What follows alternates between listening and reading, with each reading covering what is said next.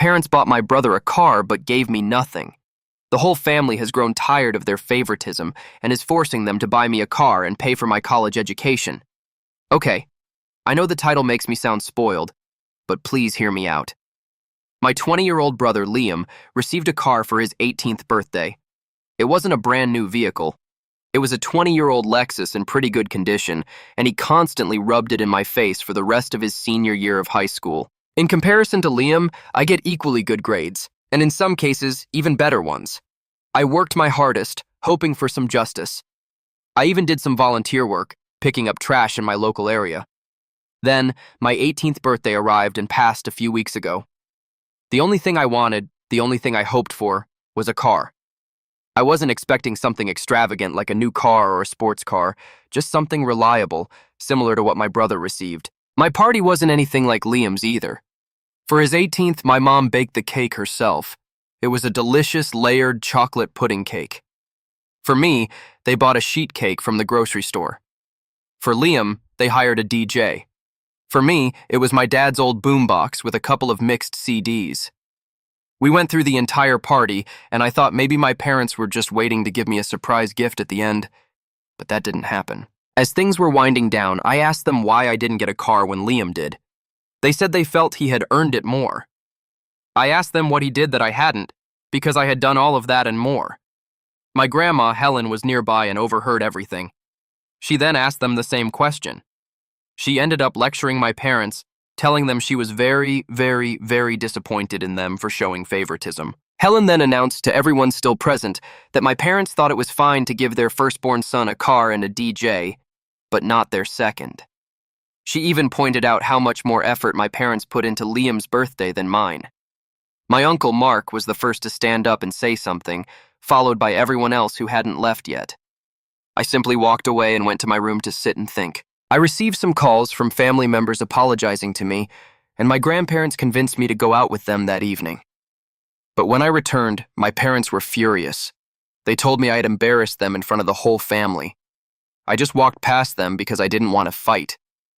The next few weeks passed with a silent treatment between us.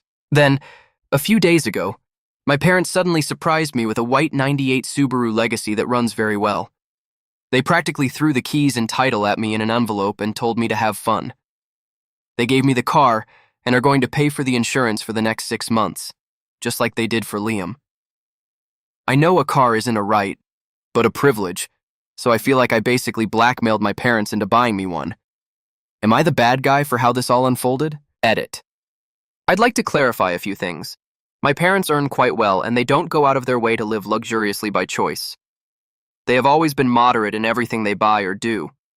However, if anything is stretching their finances, it's Liam's college tuition. He received a partial scholarship, and my parents are paying the rest.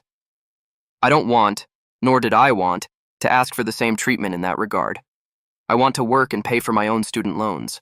Now that I have the car, I'm already looking into getting a part-time job. This isn't a gender issue either, as I am male, just like my brother.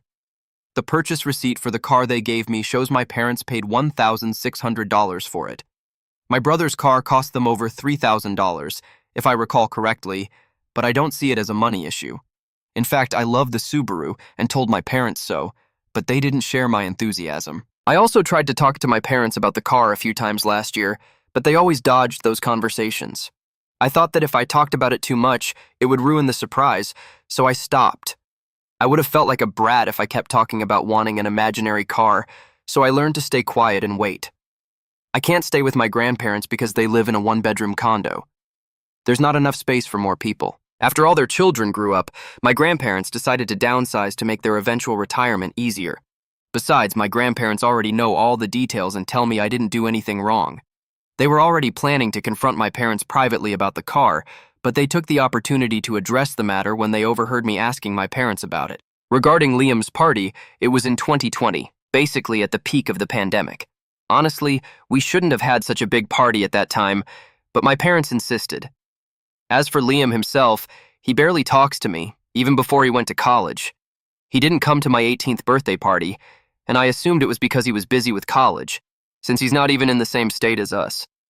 The truth is, I haven't seen or heard from him since Christmas, And even then, the most I got from him was a lukewarm greeting. Yes, I thanked my parents for the car, even enthusiastically, but they've barely said a word to me since giving me the Subaru. And when I thanked them, they brushed me off and just went inside the house. It gave off the vibe that they were letting a brat play with his new toy, which was quite sad, and one of the reasons I made this post. Edit 2. There was one more thing I forgot to mention. I had high hopes for getting a car because I literally couldn't get a part-time job without one. We don't live in the city and are 15 kilometers from the nearest public bus stop. I've always had to ask for rides to go anywhere. Now that I have the Subaru, I intend to look for a part-time job after school as soon as I can. Edit 3. As it came up in so many messages, I want to clarify that when I went to talk to my parents after the party, it wasn't in front of the rest of the family. I purposely spoke with them in another room, and we were supposed to be out of earshot of everyone else. But my grandma was eavesdropping and then burst in to start lecturing my parents about their actions. That's what caused this whole problem to escalate. Update 1. Since I couldn't update on the Am I the Asshole subreddit, I came here to do it. I hadn't logged into this account in about 5 months, so now I can tell you everything else that happened before I start college. But before that, there are a few things I want to clarify based on previous comments and messages. I literally needed a car because there was no way for me to get a job without one, as I explained in my edits. My inbox was so full when I logged back in that it took me a while to go through everything. It actually doesn't matter anymore if I got a part-time job that then turned full-time during the summer after I graduated. But 3 weeks into working part-time, the Subaru blew a head gasket on the highway at about 60 kilometers per hour. The temperature gauge went into the red, and I had to pull over and call for help. My grandparents checked the car and found that someone had put a lot of head gasket sealer in it, and it was still in the coolant. Basically, the car was patched up before my parents bought it and was barely holding on with pins. It drove great, and I never pushed the car because I'm more of a slow driver. My parents claimed not to know anything about the problem, but their only real reaction was to shrug and say it was karma for forcing them to buy me the car in the first place. Well, that was a mistake because my grandparents were right there to see that, and they went after my parents like never before. My grandma told me to go wait in my room and let them handle it. 2 hours passed before I was called back into the living room. My parents were on the couch, both looking as if they had been figuratively run over by a truck. My uncle Mark and 2 other family members were also there.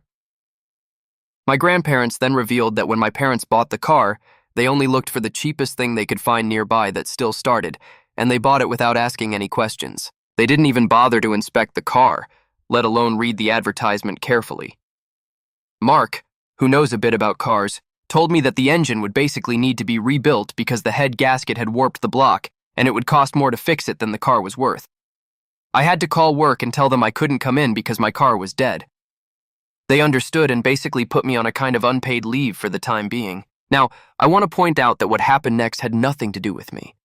My grandparents just told me to calm down for a while and let them and my parents take care of this, and they did. A few days later, they came back with a 1999 Honda Civic hatchback with almost 300,000 kilometers on it. It was white, like my Subaru, and it drives great. It's not all-wheel drive like the Subaru, but it performs excellently on the road and gets better gas mileage. There was also a list of all the recent repairs made to the car, things like a new radiator and so on. Mark also checked the car before giving it his approval. I thanked everyone. My parents, on the other hand, had all the excitement of Ben Stein on Valium. They said very little and simply left. There wasn't even that vibe from last time of acting like they were giving a brat a new toy.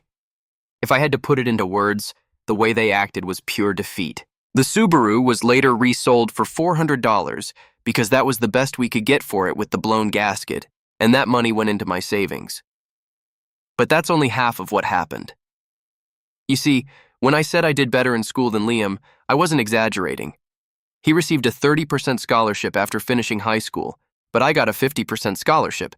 Not at the same university, of course, but at a comparably good one that was also closer. To say my parents were in shock is an understatement. Obviously, as soon as the shock wore off, both of them looked annoyed. I decided it wouldn't be a good idea to poke the bear by asking about it, but Helen thought otherwise and absolutely poked that bear. And I mean, she really poked it. She first asked if my parents were happy for me, and they said yes, but it really didn't show in their attitude. So my grandparents finally asked what their problem was. Why didn't they like it? Their second son was doing great and even exceeding expectations. And they couldn't be happy. They wanted me to fail. They expected me to fail. What was the deal? My mother looked very flustered, and my father couldn't look me in the eye. Both of them calmly said they were happy for me. They also managed to say that they want me to take on the world when I go to college. They even said they would help pay part of my tuition too, just like with Liam. My grandparents sternly told them they had better keep their word because there should never have been favoritism. I thanked my parents for their help.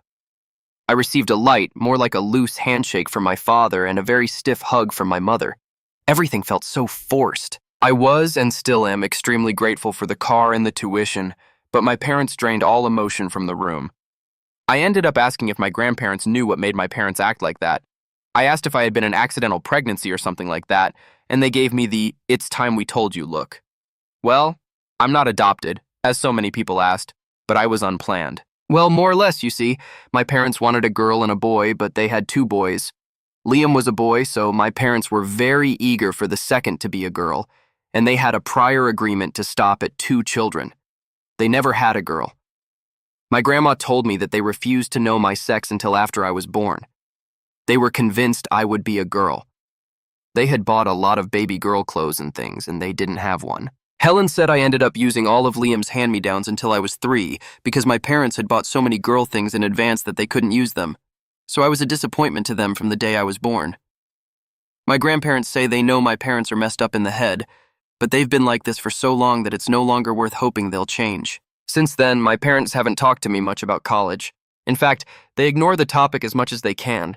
And thanks to some warnings from people who messaged me and made me paranoid, I called the university that accepted me and made sure to tell them that if anyone calls or emails pretending to be me, or if my parents call trying to say I'm not going to attend, then they should call me for a double or even triple verification if anything like that happens. I mean, I doubt my parents would do something like that, especially after everything that happened, but I felt it was better to be safe.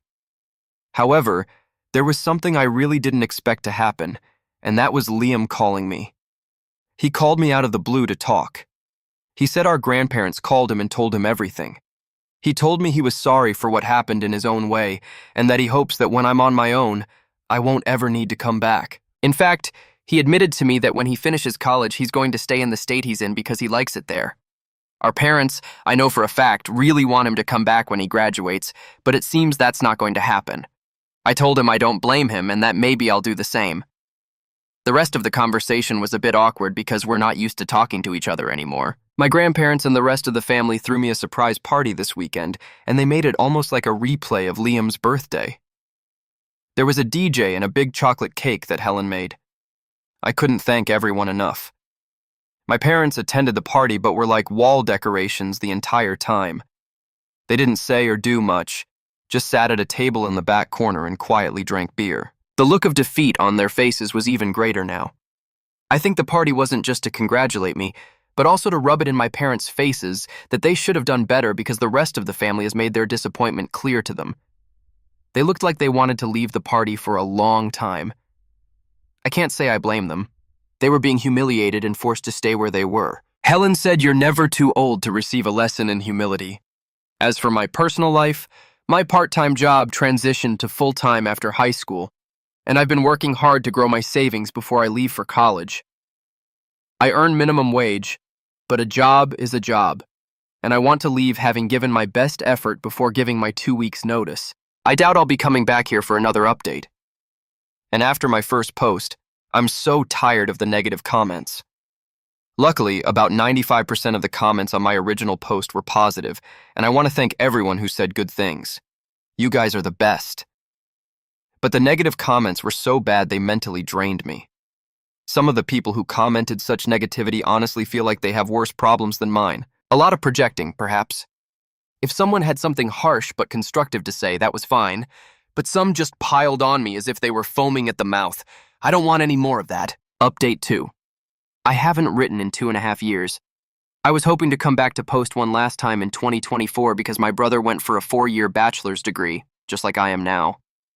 For those who remember my previous posts, I'm the guy whose parents basically received a brutal wake-up call from the family for the terrible favoritism they showed my older brother. The last straw that broke my parents before I left was finding out I got a better scholarship than Liam.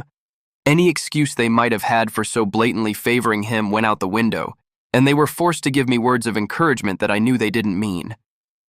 My grandma eventually admitted to me sometime later, once I was in college, that my mother tried to raise me as a girl during the first 6 months of my life. She would put me in girls' clothes and call me by a different name. My father allowed all of it. I know it's true because my grandma showed me old family photos from when I was a baby. I was wearing pink in all of them. There was even a visible name tag in some with the name my parents wanted for a girl. But when word started to get around, my parents stopped dressing me as a girl. My grandparents told my mother to stop trying to raise me as something I wasn't. She wasn't even giving me a choice whether I wanted that or not. And although my family is quite old-fashioned, my grandparents are surprisingly open-minded, and they put a firm stop to my parents' behavior. So the girl treatment stopped, but instead of new clothes, I was given Liam's hand-me-downs for years, until my grandparents also noticed that and did something about it. Learning all of this, my grandparents prevented my childhood from being much, much worse than it was. They didn't tell me until these last 2 years, but I'm incredibly grateful to them. My mother apparently struggled to call me by my real name for 2 years or so. Since my parents didn't have a girl, they refused to connect with me the way they did with Liam, the son they did want. When my grandparents found out I wasn't receiving anything new like Liam, they threatened to seek custody of me. They also had evidence of the various things I described. My parents couldn't stand the idea of anything turning into a public scandal, so they stopped with the hand-me-down clothes and pretended to love me for a while. But as I grew up, it degenerated into indifference and then maybe even hate. I'm not sure. Hate means you still care in some way, but indifference is the true opposite of love. I only know that my parents couldn't accept that their favorite son wasn't the best at everything compared to their unwanted son. Since I moved out, they've barely interacted with the family. They are very busy at work, partly because the rest of the family forced them to contribute to my college as they did for Liam, but also because for them, working was the only thing that gave them a reason to tell everyone to leave them alone. My grandma suspects they've even slept in their cars sometimes to avoid coming home. I only saw my parents at Christmas at my uncle's house these last few years, and they barely spoke to me. Now that I was living my life away from them, I suppose you could say they stopped trying to act as if I were their son. They no longer want me after the family humiliation they feel they suffered, even though they know they brought it upon themselves. That's why they've become workaholics and do little else. My grandma told me that my room is basically the same as I left it the day I moved out. My parents haven't even entered it, but they kept Liam's room clean and ready for the day he would finally come home after college. Well, that didn't happen. They flew to see him graduate and had a big celebration with him. I wasn't invited, although truthfully I couldn't afford it, but my grandparents went and gave me the details. My parents were still convinced that Liam would return home, and it was then that he, awkwardly, told them he had already gotten a job through an internship he did the previous year and had already found his own apartment too. My father was furious, and my mother went crazy, crying and begging him to come home, but he refused. You see, these last 2 years, Liam and I have reconnected a bit. He found my Reddit account and called me. He wasn't angry. He just wanted to talk. He admitted to me that our parents also did some other things to him. Our mother smothered him, especially when I wasn't around. And our father was also quite strict with his expectations. So the fact that I did better than Liam when our parents had invested everything in him just broke him. Now they are even more broken because Liam refused to come home with them. The way our parents treated Liam is also why we stopped connecting as brothers until these last few years. Yes, he annoyed me and bullied me sometimes when we were growing up, but that was because being the favorite went to his head. But it was conditional favoritism, and when he realized that, he sought therapy after moving out. Liam also has a girlfriend he met in college and kept her a secret because he knew our parents wouldn't approve, and they didn't approve when they found out. Liam exploded when my mother referred to his girlfriend, whom she hadn't even met, as A. Liam's girlfriend, Sarah, is in nursing school and has 1 year left to graduate too. Liam says she's the best. I haven't met her, but she sounds wonderful from how my grandma describes her.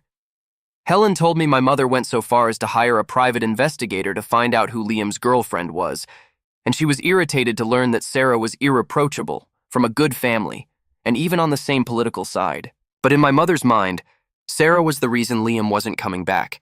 even though Liam made it clear that he decided that before even meeting her. My father became stoically silent on the matter, from what I heard, but my mother let it slip to Liam that she had hired a detective, and Liam told our parents the truth. This led to a huge argument about how they gave him everything, and he was ungrateful for not returning. But he told them to their face that being the favorite child is also abuse because they almost turned him into someone like them. My parents were hurt to hear that. Liam told our grandparents, and they organized another family intervention, one in which I even participated via video call. My parents didn't even try to pay attention to me, even when Liam told them to talk to me. We all told them enough was enough, that they have 2 sons and needed to start treating us fairly. They let something as idiotic as not being born the gender they wanted ruin their love for me from day one. Pardon my language in this part. My father reached his limit and yelled, "Do you want us to admit we messed up? Well, yes, we messed up. What do you want us to do? Travel back in time? We're also paying part of OP's college. What more do you want from us?" Things ended very badly at that intervention. My mother cried, saying she was sorry to me, but even then I didn't feel it was real because she didn't spend much time apologizing to me before turning to Liam through the phone he was video calling from. She spent a good while crying and asking him for forgiveness until he told her to come back and genuinely apologize to me as if she truly meant it. At that point, my father grabbed the phone and hung up. Then he simply sat down and told everyone to leave. The last thing my grandparents told my parents was that they were very disappointed in them and that maybe losing both their children would teach them that they should never have favored one. Right now, my parents are not on good terms with the rest of the family. My grandma heard a rumor that they might be planning to move, but they have a paid-off country house and excellent careers. I feel they would be foolish to move. But since Liam isn't coming back, and I probably won't either, I guess it's not a big deal. I doubt they would welcome me if I were to visit after everything that happened. Still, I am grateful to them for helping to pay for my college. My student loans were significantly reduced thanks to them, but as parents, I think we can all agree that they simply didn't do a good job.